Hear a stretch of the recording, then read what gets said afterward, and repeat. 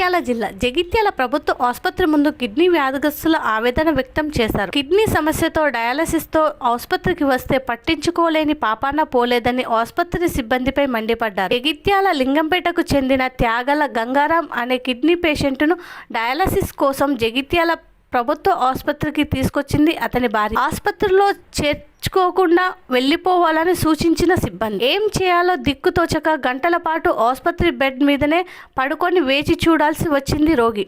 Cardiologist, నేప్రాలజిస్టులు లేరని దాటివేయడంతో బాధితులు మీడియాకు సమాచారం ఇచ్చారు.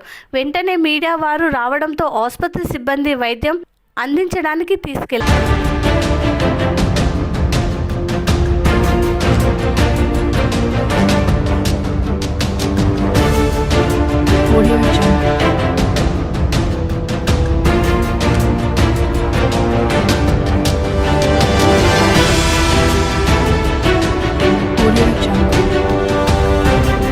రేపు రాండి అన్న, మళ్ళీ రేపు చేసుకుంటాం, రేపు రిపోర్ట్ వచ్చినాక చూసి అని అంటారు.